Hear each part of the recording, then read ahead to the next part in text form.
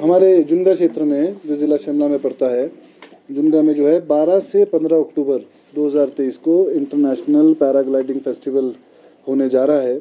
और ये बहुत ज़रूरी भी है, एक अच्छा स्पोर्ट्स भी है। और पिछले दिनों में जो एक टूरिस्ट के मन में या बाहर के प्रदेशों के मन में दिमाग में जो है वो हिमाचल के प्रति कि वहाँ पे अभी तो सब कुछ तहस नहस हो गया है, इसके लिए बहुत ज़रूरी है ताकि टूरिज़्म की रिवाइवल हो सके और लोगों का जरा हौसला बढ़ सके। ये इंटरनेशनल लेवल पे होने जा रहा है।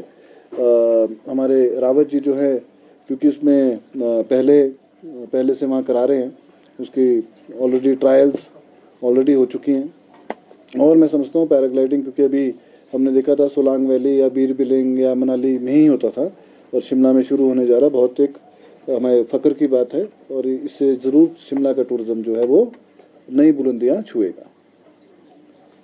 अभी हाल में सर आपने पांगी, सिरमौर और यूएसपी है, भीड़ है, सम डिफरेंट यूएसपी, मनाली का अपना है और यहाँ पे, बट ये जब पूरी इंस्पेक्शन होती है, पूरे विंड स्पीड्स चेक होती हैं, डायरेक्शन चेक होती हैं, उसके बाद फिर उसके लिए लाइसेंस मिलता है। तो I think the due diligence has already been done और उसके बाद ही यहाँ पे, एंड पिछले 3 साल से हम फ्लाई कर रहे हैं। आई मीन कंड्यूसिव है, तभी तो हम 3 साल से फ्लाई कर रहे हैं रेगुलरली।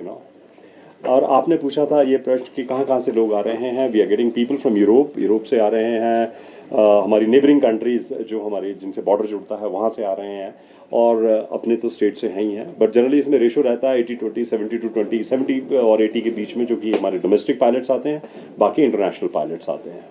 कोई डाटा है सर कितनी कंट्रीज से आ रहे हैं? सर अभी तक 4 कंट्रीज का डाटा है, बाकी लेट्स सी अभी, क्योंकि रजिस्ट्रेशन इज ऑन, तो जैसे रजिस्ट्रेशन चलती रहेगी will keep on share. Shimla जिला में पहली बार हो रहा है, इससे पहले नहीं हुआ है, और कुछ लोगों में भय भी होता है, रिस्क होता है। जैसे अभी उसका एंट्री आपने रखा 2800 के आसपास, कैसे जो है वो, और जब हमने बातचीत की वो कह रहे हैं कि 99% सेफ गेम है, थोड़ा उसके बारे में बताएं, जो भय है लोगों का वो दूर हो जाए। कैसे ये गेम बहुत सेफ है, कैसा है? देखिए, एडवेंचर स्पोर्ट्स है, रिस्क तो हमेशा एडवेंचर, तभी इसको एडवेंचर स्पोर्ट्स बोला जाता है, नहीं तो इसको नॉर्मल स्पोर्ट्स बोलते हैं। But yes, how this risk can be minimised, इस पे एफर्ट अगर हम लगाएं और उसको प्रॉपरली जो standard operating process and procedures को फॉलो करें, तो इट इज एब्सोल्युटली सेफ। मन का भय तो निकालना पड़ेगा, बिकॉज एडवेंचर है, वो तो करना पड़ेगा। तो ये इंडिविजुअल के ऊपर होता है। कई लोग साहसिक गतिविधियों में पार्टिसिपेट करते हैं, कई डरते हैं, कई नहीं कर पाते। But it is safer, as I said many times, मैं ये बोलता हूँ, it is safer than driving a car.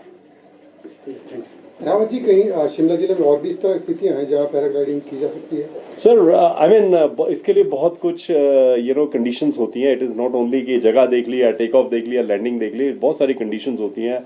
और हमारे को करीबन 2 साल लगे उसको टोटल अंडरस्टैंड करने में, रेकी करने में। देन वी फ्रीज्ड एंड जीरोड कि यस यहाँ पे हो सकती है।